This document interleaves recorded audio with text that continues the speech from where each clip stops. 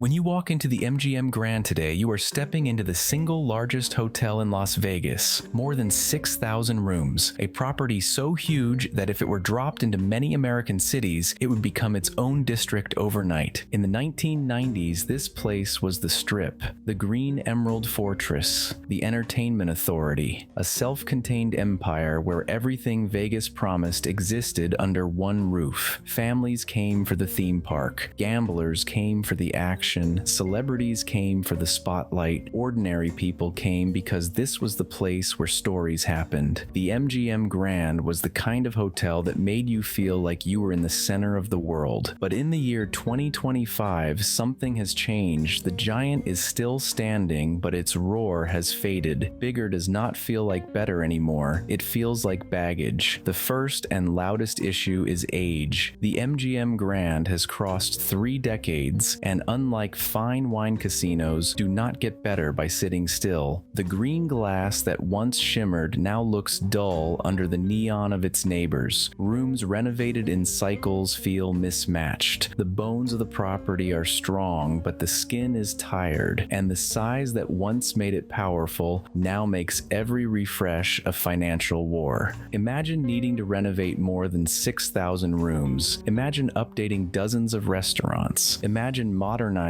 massive casino floors and entertainment venues while keeping everything open 24 hours a day. Every engineering problem here costs more. Every broken pipe is multiplied. Every maintenance delay becomes a chain reaction. Time is the enemy of mega resorts, and time has been hitting the MGM Grand without mercy. Then there is the money. MGM Resorts wants to be a luxury powerhouse. That means pouring its investment into properties with high profitability per square foot. Aria, Bellagio, the Cosmopolitan, those are the glamour magnets, those are the whales. The MGM Grand, meanwhile, has become the company's workhorse. It brings in revenue through pure scale, not through premium spend. But if your revenue relies on volume and that volume slowly loses spending power, your foundation shakes. The guest mix here has shifted. More budget travelers, more last-minute gamblers, more families choosing the Grand because it has rooms available, not because it has magic inside. Rooms do not fill with excitement, they fill with necessity. There is a difference. Vegas notices the difference, and the identity crisis keeps growing. What is the MGM Grand today? In the early years, it was a family destination with a theme park and lion habitat. Both are gone. Then nightlife was the crown jewel when Hakkasan dominated club culture. But nightlife culture moved north toward the Cosmo and resorts world. Then entertainment took center stage, but one Cirque show, no matter how iconic, cannot carry a 40-acre mega resort alone. The property keeps trying to reinvent itself, but each version feels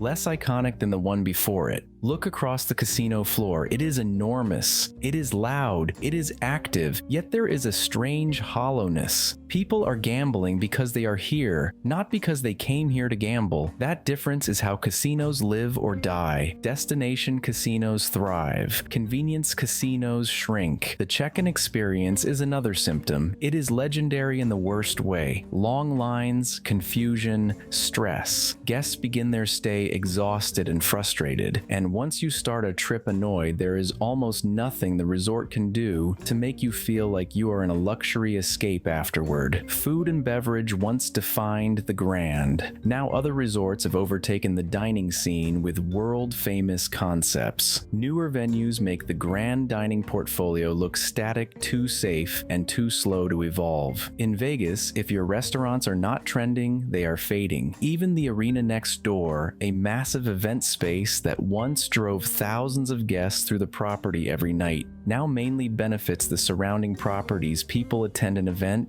and then drift toward the places that feel newer, more vibrant, more alive. This is the competitive nightmare the MGM Grand faces. Its neighbors are evolving faster than it can. Park MGM has turned smoke-free and gained a strong identity with younger travelers. The New York resort has more street energy and is more approachable. The Cosmopolitan just steps away, dominates dominates nightlife and social appeal, outclassed on luxury, outranked on trendiness, outcrowded by the center strip action. The MGM Grand sits there like a monument surrounded by motion. Energy matters in Las Vegas. A casino is only as profitable as the mood inside it.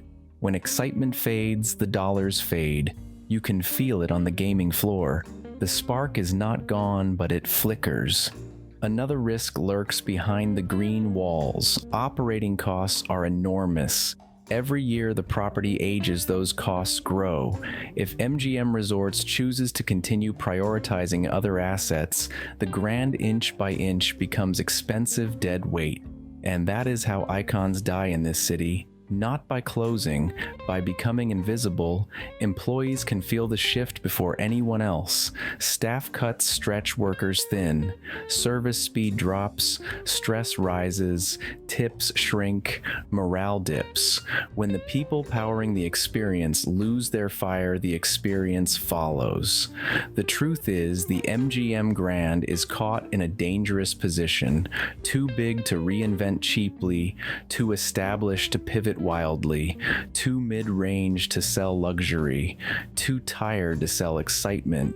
If it cannot find a new identity soon, it may sink into the deepest hole a Vegas resort can fall into, the hole of being forgettable.